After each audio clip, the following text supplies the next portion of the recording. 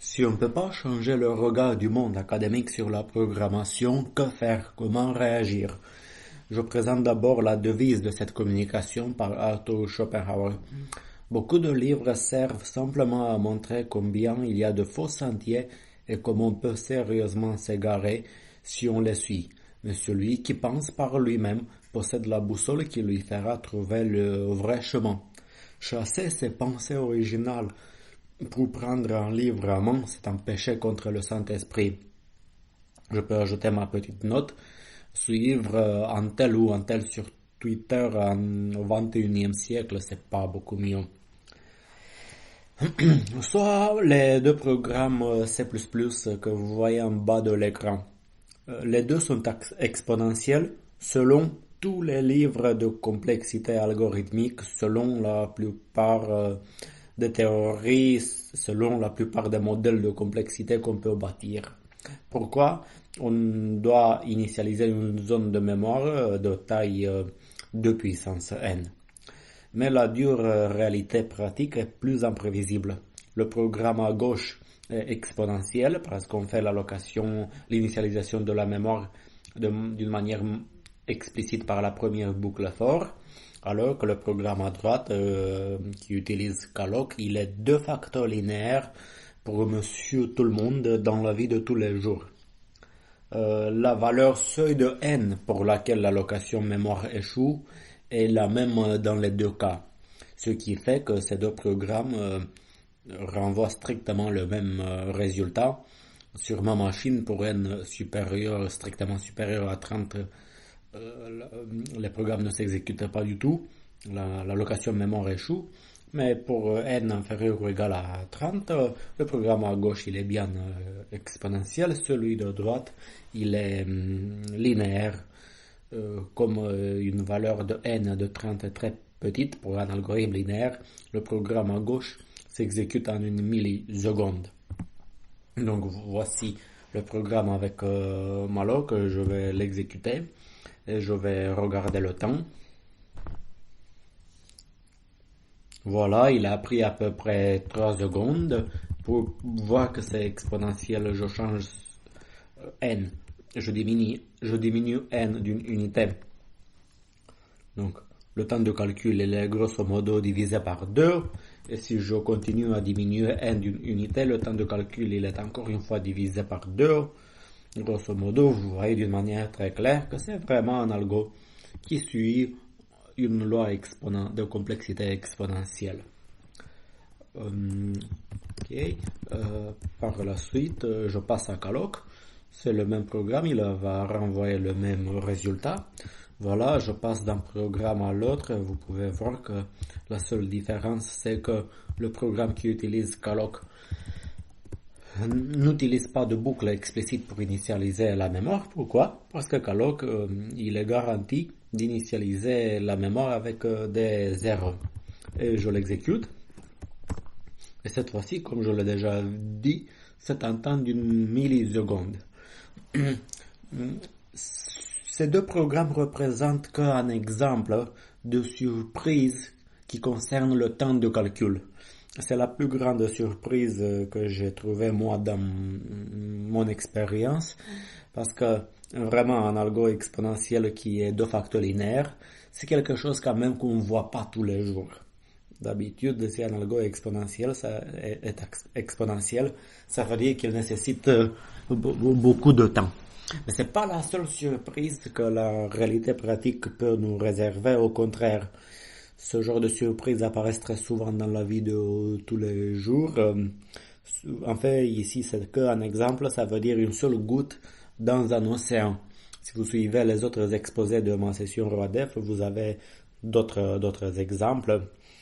Par exemple, pour la session de 2023, on a vu même 2 exposés où le simple fait de réordonner les variables d'un tableau peut conduire à une multiplication du temps de calcul par un facteur de 10 ou voire plus. Il y a eu 2 exposés sur l'idée de réordonner les variables et l'impact du fait de réordonner les valeurs d'un tableau ou les variables de décision peut être plus important qu'on ne le croit. Concernant mes deux programmes Maloc et Caloc, je les ai déjà présentés l'année dernière dans le cadre de la même session. Mais beaucoup pensaient à l'époque que c'était un cas isolé lié à une configuration atypique de mon Linux. Or, j'ai vérifié ce comportement, ce phénomène avec plusieurs de mes collègues de laboratoire et aussi grâce à un sondage public sur la liste du GDR-RO. Le mail a été envoyé le 21 novembre 2022. Une cinquantaine de personnes m'ont confirmé sur leur machine que le programme Caloc nécessite un temps linéaire, le programme à droite. Une seule personne a eu une machine virtuelle qui demande un temps exponentiel. Une chose est claire, s'il y a une machine avec une configuration atypique, ce n'est pas une des 49 machines, ou presque 50, qui ont confirmé le phénomène, mais celle qui l'a infirmé. Voici donc le principal problème. La pratique et le temps de calcul réel qu'on observe en pratique peut des fois être imprévisible, plus imprévisible qu'on ne le croit. Étant donné le fait que finalement il y a une personne sur 50 qui a fini par exécuter le programme Caloc en un temps exponentiel, on peut se dire voilà, c'est normal. Finalement, la théorie est vérifiée. Et en même temps, on peut se dire voilà, au même congrès RADEF, il peut y avoir une session qui s'appelle algorithme à garantie de performance. J'imagine que tout le monde peut se dire, voilà, finalement, tu n'as pas prouvé que l'algo exponentiel était linéaire, parce qu'il y a eu une machine qui a infirmé cette conjecture. Je vais porter mon regard vers la section d'algorithme à garantie de performance. C'est pas si simple. Je peux imaginer considérer un programme de complexité linéaire prouvé théoriquement, même si c'est un algorithme présenté dans la session algorithmique à garantie de performance. Est-ce que c'est garanti vraiment qu'un tel programme va prendre un temps linéaire si on l'exécute sur 50 machines? Si vous mettez votre tête à couper que c'est le cas, ça me paraît un pari assez risqué de votre part. Je vous souhaite bonne chance, je vous souhaite bien du plaisir, mais je donne pas trop cher de votre peau. Pourquoi? Parce qu'il peut toujours y avoir des surprises dans la vie réelle. Quelque chose d'imprévisible sur une des 50 machines peut toujours survenir, on ne sait jamais. Donc c'est propre à la nature humaine, on doit accepter cela.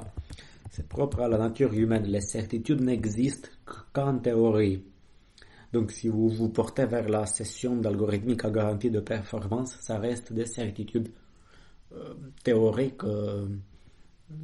À vrai dire, c'est pas des certitudes au même sens que le sens qui m'intéresse. Ça veut dire le sens de la réalité. Je reviens sur le sondage que j'ai lancé sur la liste du GDR-RO. Des personnes ont commencé à rebondir et à parler. On nous a expliqué que si on utilise l'option d'optimisation -O3, alors G++ remplace tout seul le programme Maloc avec le programme Caloc. Donc les deux programmes peuvent finir par avoir de facto une complexité linéaire, en contradiction avec la complexité théorique. Je renvoie le lecteur vers ma communication de 2022 pour des explications techniques. Je vais juste dire qu'il y a deux extrêmes. Les deux extrêmes sont plus ou moins piégés. Les professionnels ou les passionnés du code des systèmes ou de l'allocation mémoire peuvent penser que c'est connu et prévisible. Ça veut dire le fait que l'initialisation de la RAM puisse se faire en une milliseconde peut paraître prévisible. C'est un peu plus complexe que ça. Ça me paraît pas si prévisible que ça, à moins d'avoir fait récemment des études de niche sur un sujet très très proche. Si c'était une évidence, pourquoi on ne retrouvera plus le temps linéaire en utilisant la méthode C++ d'initialisation? Ça veut dire new int z avec des parenthèses. Donc, vous remplacez calloc avec le texte souligné et on retombe sur un comportement exponentiel. Je ne sais pas qui peut avoir une explication déjà prête pour cela. Le nombre d'acteurs qui jouent sur cette question est très très grand. Il y a le système d'allocation RAM, mais il y a bien sûr le compilateur derrière qui peut choisir d'utiliser un système ou un autre, le système d'exploitation et encore d'autres. L'autre extrême, la décorrélation entre le temps de calcul théorique et le temps de calcul réellement observable en pratique est un phénomène qui échappe complètement à beaucoup de spécialistes en informatique qui n'ont jamais touché un ordinateur pour programmer. Cela, ils peuvent facilement dire, si jamais ces deux programmes ne sont pas exponentiels en pratique, il doit y avoir une bug dans ton ordinateur. Ce détail d'implémentation ne mérite pas notre attention parce que nous, on veut voir large. Leur vie est belle. Je ne vais pas trop insister sur ce point-là, mais c'est clair. Ce type de personne finit par dire que il y a 49 machines buggées sur 50 et une machine qui fonctionne correctement, à leur sens. Si vous avez 49 machines buggées contre une machine qui fonctionne correctement, on peut vraiment penser qu'on doit inverser certaines choses. Mais cet exemple suffit pour montrer les limites de la complexité théorique classique sur les machines des plus communs des mortels. Monsieur Tout-le-Monde est obligé de séparer les dures réalités de la vie réelle des enseignements académiques qu'il a pu suivre sur les bancs des écoles, que ce soit de grandes écoles ou de petites écoles. Car l'efficacité pratique d'un bloc de code ne suit pas toujours les lois théoriques et les causes peuvent être très variées. En fait, tout programmeur ou chercheur chevronné en recherche opérationnelle, ou même au-delà, a bien constaté cela 1000 fois. Ces deux programmes sont juste un petit exemple, une goutte dans un océan. Dans un océan de surprises, disons les surprises du temps de calcul sont inépuisables. Les surprises de la complexité. Et la question que je me pose, comment aborder ce problème de décorrélation pratique-théorique? Le problème, c'est qu'il y a plusieurs clivages dans les communautés d'informatique par rapport à ce type de sujet. Lors de mon sondage sur la liste du GDR-Hero, des gens ont commencé à donner des éléments sur calloc et malloc pour expliquer le phénomène. Donc ici, on voit un exemple de clivage. Parce que qu'est-ce que s'est passé? Ce qui devait arriver, j'étais sûr, est finalement arrivé. Quelqu'un a rebondi pour exprimer ses doutes que cela soit vraiment un sujet de recherche qui mérite d'être débattu sur la liste. La discussion a été arrêtée. Cela rejoint la question du titre.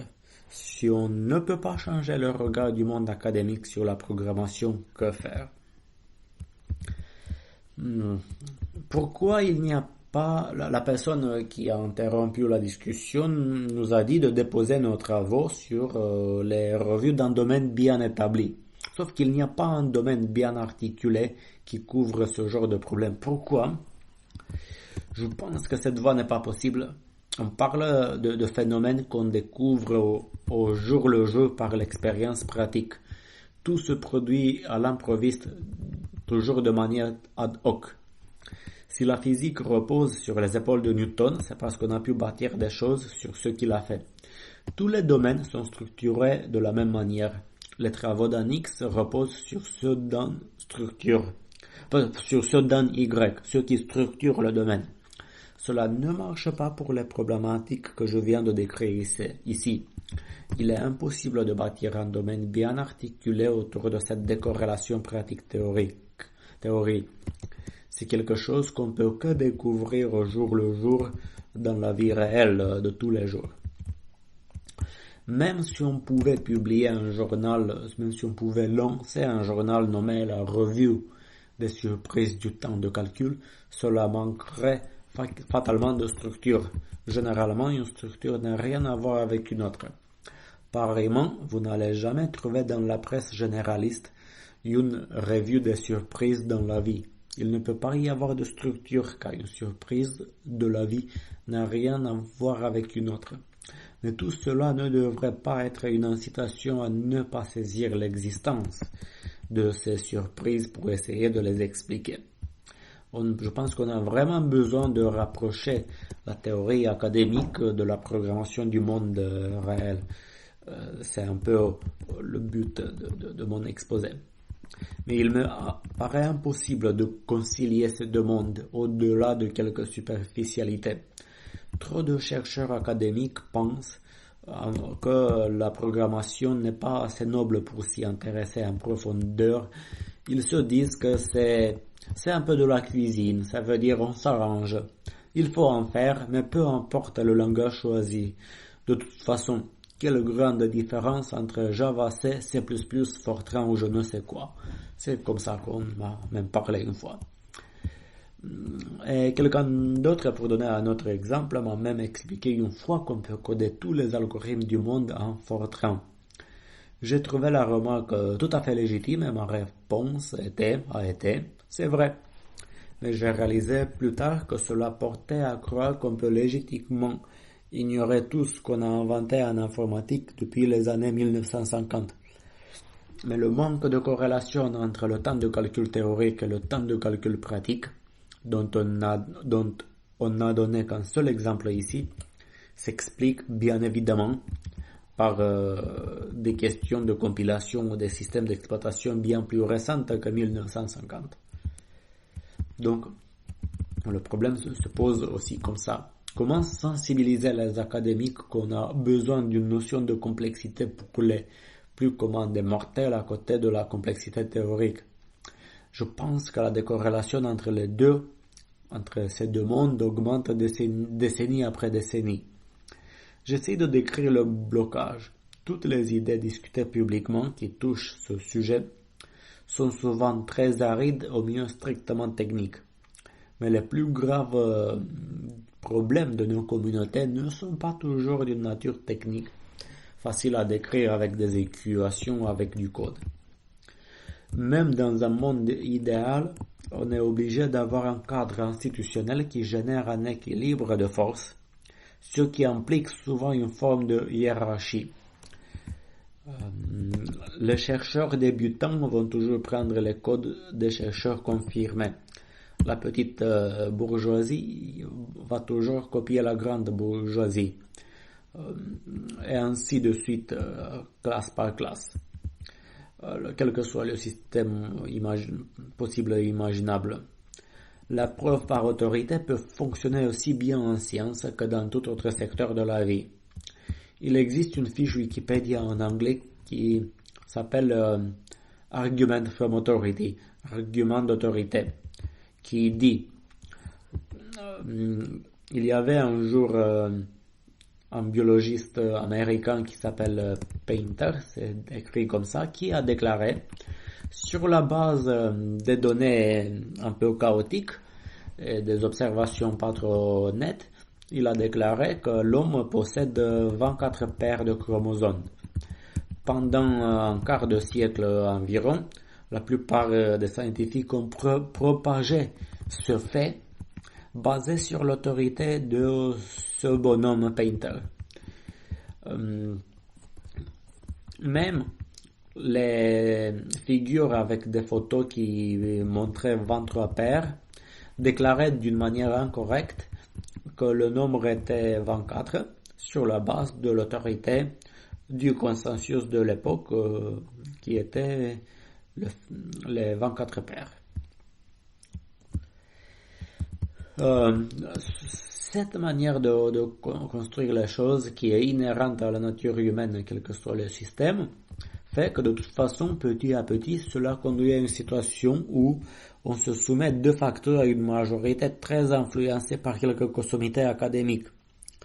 L'influence du haut vers le bas peut rester très forte, bien qu'elle soit exercée des fois assez discrètement, par diffusion subtile couche par couche en cascade. Il n'y a pas de sortie, sauf peut-être une forme d'activité sous anonymat ou clandestine, qui est hors de question dans le cadre de cette modeste session. Car même une communauté sous anonymat a besoin de structures pour fonctionner et exister. Pourquoi je parle de ça? Je vais m'expliquer tout de suite. Voici le dernier paragraphe de la description de notre session. Pour prendre les meilleures décisions théoriques de design algorithmique, on a besoin d'une compréhension théorique éclairée par la pratique. La conception d'un algorithme pratique efficace passe par plusieurs étapes de codage et par plusieurs étapes de conception théorique. La clé du succès réside souvent dans l'articulation optimale entre théorie et programmation tout le long du projet. Il est cependant fréquent de rester sans réponse quant à des choix d'implémentation très importants effectués dans des articles académiques. Il y a une liste de facteurs et on finit en recherche opérationnelle et considérations d'implémentation étant parfois à tort ignorées ou passées sous silence. Ce groupe a pour objectif de les décloisonner. Ok. J'ai formulé et reformulé et retravaillé plusieurs fois ce paragraphe à plusieurs reprises avec plusieurs collègues, que je remercie au passage. On a réussi, je l'espère, à lui donner une forme plus ou moins politiquement correcte, mais on m'a fait comprendre ceci. Un chercheur qui se respecte et qui est respecté s'exprime toujours d'une manière plus conciliante avec tout le monde, pour mieux s'accommoder avec la dynamique générale du système. Pourquoi griller sa carrière pour si peu? Beaucoup ont dû se poser des questions similaires, et je pense que je ne suis pas le seul qui a dû travailler et retravailler un texte 1000 fois pour ne pas froisser qui que ce soit. C'est pour ça qu'on a développé l'art de dire les choses sans les dire, de s'exprimer avec beaucoup de détours et grâce à des expressions exagérément subtiles pour obliger le lecteur de lire en filigrane l'essentiel. Donc, si on était sous couvert d'anonymat dans une communauté en ligne, on pourrait aborder tous les problèmes très directement, sans subtilité synthétique pour rendre la compréhension trop difficile. On pourrait par exemple plus facilement parler de cette dynamique rigide qui nous impose d'écrire dans nos articles scientifiques au maximum 3 lignes sur le code. Par exemple, est-ce que le logiciel produit est vraiment fidèle à l'algorithme théorique de l'article? On va jamais le savoir. Beaucoup s'en fichent. Okay. C'est comme ça. Je veux pas vous donner l'impression que je serais un révolté. C'est pas le cas. Je suis pas un révolté. Je fais juste de mon mieux pour examiner la vérité et pour trouver au passage une bonne raison d'exister, une des plus beaux cadeaux que cette vie m'a offert. Si vous lisez tout mon résumé RADF, j'ai essayé de fournir quelques pistes pour s'extraire d'une dynamique rigide impossible à renverser. Donc pour finir avec une note positive, je peux dire que tous les problèmes évoqués pendant cette communication, des solutions existent et vont toujours exister. Ça, moi je le sais, pourvu qu'on fasse un peu d'effort. Parce que ça tombe pas toujours du ciel, ça tombe pas d'une autorité supérieure. Il faut qu'on fasse un peu d'effort pour essayer de remédier les déficiences dont j'ai parlé. Merci de votre lecture. Bonne continuation à tous.